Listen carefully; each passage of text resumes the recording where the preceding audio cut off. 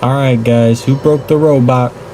Hello everyone, I'm a Broken Robot. When it comes to the video game industry, nothing has been more consistent than that of the side-scroller action game. These popular style of action and linear puzzle games have grown and evolved a lot over the past several decades. Whether you're an old-school Mario fan or playing the Castlevania remakes in the 2010s, there's always something for someone when it comes to 2D games. When it comes to the world of modern 2D platformers, no game stands out among the crowd while also paying homage to the tropes of the 90s more than that of Katana Zero. When I personally picked up Katana Zero in the summer of 2021, I was just looking for a time waster game so that way I wouldn't be bored, but I ended up finding a compelling story, addictive gameplay, and unique level designs that kept me from putting my controller down.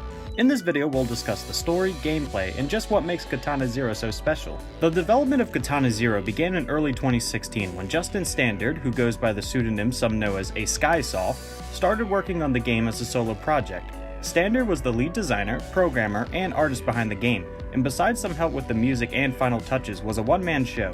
The idea for the game was initially inspired by the classic action games, samurai movies, and cyberpunk aesthetic of movies from the 90s. It also took heavy inspiration from Hotline Miami, a somewhat similar top-down action game that follows many of the combat rules applied to Katana Zero's gameplay, but we'll talk about that in a moment. Throughout the development process, Standard sought to create a game that combined fast-paced action with a compelling narrative, where the player's choices and actions would influence the story's outcome, but didn't bog down the action of the game. The game's title, Katana Zero, refers to the protagonist's ability to manipulate time during combat, allowing the players to plan and execute precise, lightning-fast attacks. While you may die many times while playing the game, its core design is based around being an unstoppable killing machine. The game went through several iterations and underwent multiple design refinements over the course of its development due to the funding issues of the late 90s and a later software change. Despite these shortcomings, Standard worked tirelessly over every detail. The art style, gameplay mechanics, and the story elements had to be perfect, and were all carefully crafted to provide an immersive and engaging experience for players. Katana Zero gained attention and popularity during its development through social media, showcasing its stylish pixelated art and intriguing time manipulation gameplay. Devolver Digital, known for publishing innovative indie games, took an interest in the project and signed on to publish the game, allowing an extra layer of polish to be applied to the final product.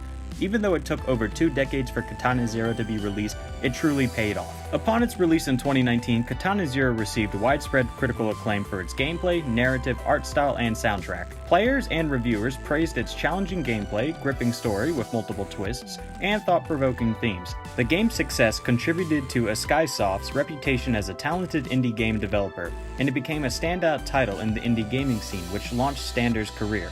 Quick spoiler warning for the story and gameplay segments of this review.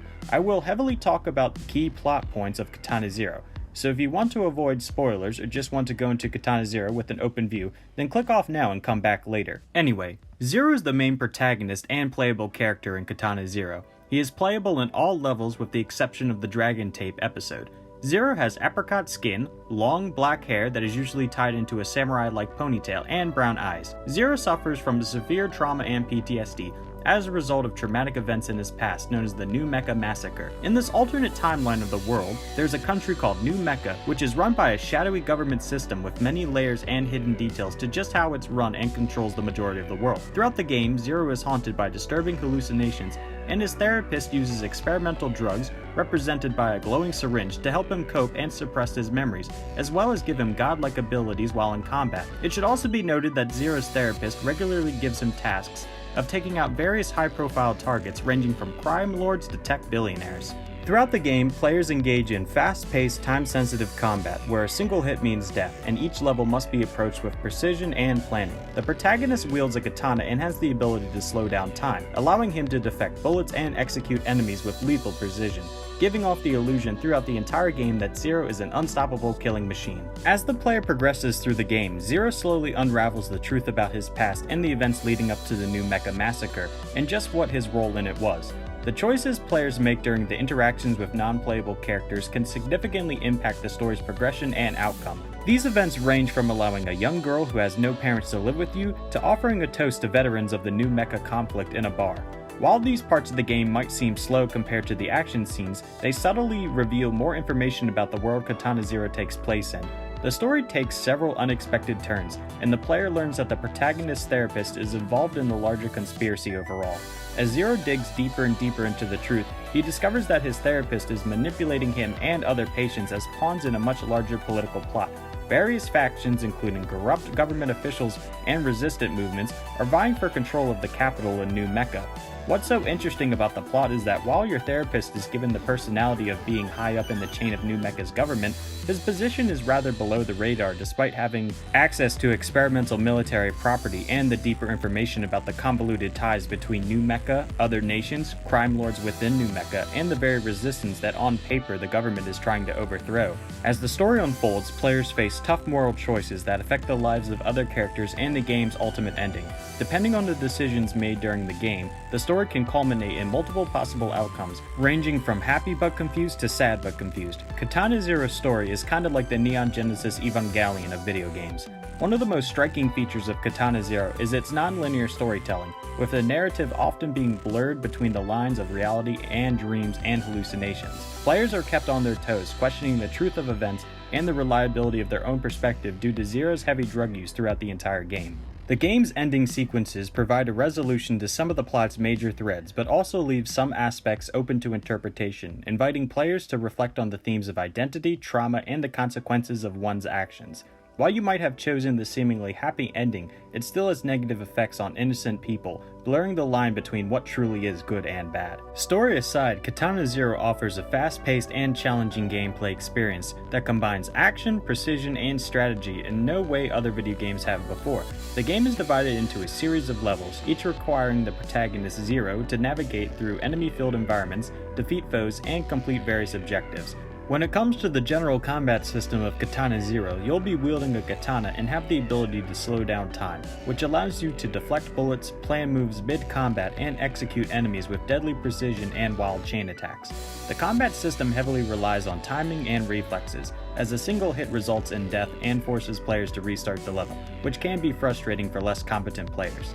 Some players may prefer to take on levels room by room, while others may like baiting enemies into rushing you, so you can make chain attacks that can clear entire areas. As I say in most of my reviews, there's no right or wrong way to play Katana Zero, but the options add to the game's overall spark.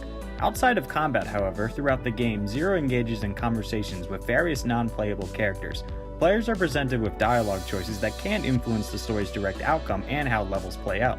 These can range from hotel workers, other agents working for the therapist, to even homeless people. These choices can affect relationships with other characters and can provide critical information or hints for completing missions. One of my favorite examples of this is when you talk to a hotel receptionist that can help you out at the end of the story by bailing you out when the police try to arrest you. Whether you're taking it fast and loud or slow and steady, players often need to rely on trial and error to figure out the optimal approach to each level, memorizing enemy patterns, learning the layout of an environment, and identifying the most efficient paths for achieving success. Regardless, throughout Katana Zero you'll encounter all different kinds of enemies. Standard enemies are armed with guns and melee weapons and will appear throughout all kinds of levels even at the beginning and end of Katana Zero. Some are stationary while others move in patterns or will actively seek out Zero. Some foes, on the other hand, will carry shields, making them impervious to frontal attacks. Players must find ways to strike them from behind, or use environmental objects to take their advantage away. When it comes to heavy enemies, these are some of the toughest to defeat and require multiple strikes to take down. They pose a greater threat as their attacks can be lethal if not dodged or blocked effectively. Also, keep in mind that automated turrets are strategically placed in some levels. Players need to time their movements carefully to avoid their gunfire, or find ways to destroy them. In most cases, it's usually just easier to avoid them altogether. Katana Zero will also periodically feature intense and challenging boss battles that test the player's skills and reflexes. Bosses will usually have unique attack patterns, and players must identify their weak points to defeat them.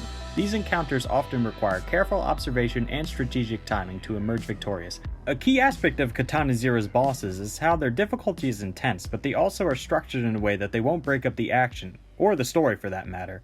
The level design of Katana Zero is thoughtfully crafted to provide a variety of challenges and obstacles, ranging from traditional enemies to the boss battles.